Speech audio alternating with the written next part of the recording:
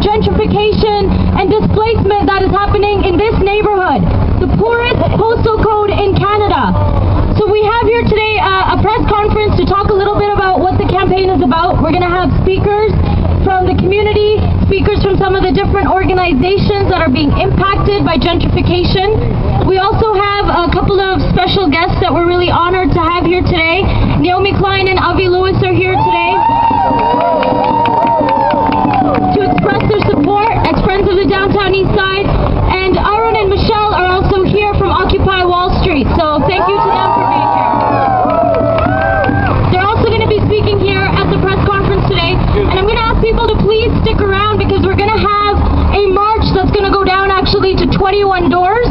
21 Doors is a new condo development that is slated to open either today or tomorrow. So we're going to be giving them a notice of repossession.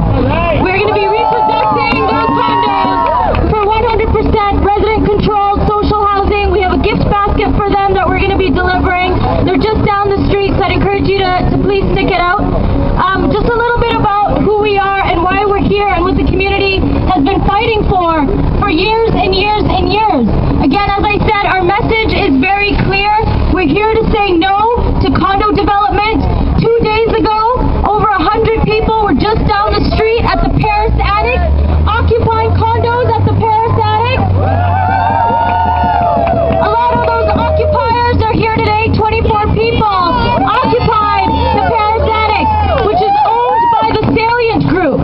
And there was a clear message there as well, which is that we have been to City Council, we have lobbied politicians, but we know that City Council is bought out. We know that real estate developers are occupying City Council. They're buying out the NPA, they bought out Vision Vancouver, so we've decided to occupy their real estate developments. Supporting us and listening to us. And as you know, housing is a big problem down here. Poverty is a big problem, but you know, it's not against the law to be poor. The government is getting richer for doing what? I say nothing, and I hope you all agree. They spend all your hard-earned taxpayers' money to do what? To do nothing. And they give themselves raises to do what? To do nothing. They sit and set judgments in the City Hall against us. They don't come down here and ask us. They say there's 6,000 less homeless people. I read the newspaper 2 days ago, and yes, I can read. And I got an education also. I am a mother, a grandmother, and a great-grandma. And I do live down here, and I was homeless once. And the City Hall says there's the housing gentleman, whoever his name is, said there's 6,000 less homeless. No, there's 6,000 more homeless. You gotta count. I mean, they must have an education at City Hall. Do the math. Shall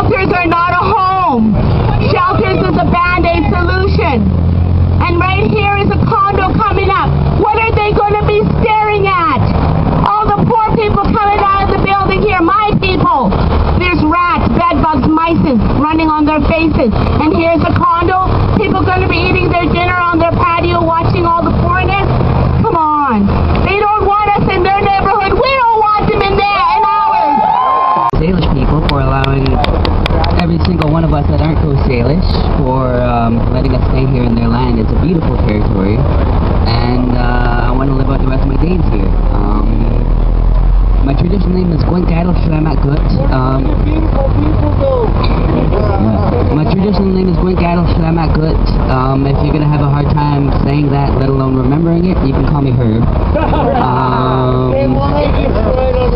I was one of the occupiers at the Paris Annex, and I want to echo many of the sentiments that these people were saying before me, and I'm certain they're going to say similar things after me as well. Why are we going to build $250,000 condos right here in the heart of the downtown east side when people here are worried about where the next meal is going to come from, right? My next meal is probably going to come from UGM. You know, I got to stand in line an hour and a half to 2 hours, 3 hours a day just to eat. On top of that, I'm supposed to be, out job searching and all that, And sometimes I talk to people about how tough it is to live down here on the east side, and they tell me, why don't you just get a job and move out? Well, it's not that simple. It is a tough economy. It's hard enough for, an educated person who isn't a visible minority to get a job. Now me, I'm brown, I'm native, I live in the downtown east side, I dropped out of high school in grade 11, so I got 3 strikes on me. Brown, you're rich, but pretty rich. So yes, we need to put a moratorium on condos down here. We need to put a halt on building condos down here until there's not a single person living in SROs, living on the street and living on the shelters, because the shelter is not a solution. It might be a short-term solution, but it's not the be-all and end-all solution. And you know what? I want to define social housing. Social housing, it doesn't have to be large, but we should have our own kitchens and our own bathrooms. Because you know what? There's a lot of charitable organizations out here, and don't get me wrong, I'm thankful for them. But you know what? You could give me all the food you want. I got a bar fridge in my room. So much of that food that's going to be given to me is going to go to waste because I got nowhere to store it. Not only that, but I don't even have a stove or an oven in my room either, so I can't even cook it. So that food is essentially useless to me. I can't think of anything else. But yeah, I just think it's really sad to be homeless, right? And I think it's especially sad to have to go to live in a shelter. And I think it's really, really sad to when it's cold like this and it's really cold at night, to go to these shelters and you can't get in because it's they're at their full capacity. So you have to sleep on the street like an animal or something, right? Or a human. And this is a 100-block low-income neighborhood. And we don't need no high-end condos down here. We need to fix what we got and to for the things that are being built, build them to be affordable housing and stuff. Yeah, we did a thing over at the police station, whatnot, on the anonymous crime bill. I mean, today is World AIDS Day, and I just mentioned about many years ago when I was in jail. I remember seeing a bunch of people and they're using syringes, but there was only one syringe, and there was 8 people using that syringe, right? Because there's no harm reduction.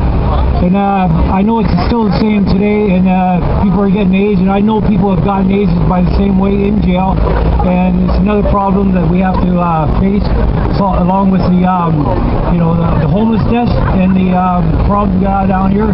That's our fight today and tomorrow, always.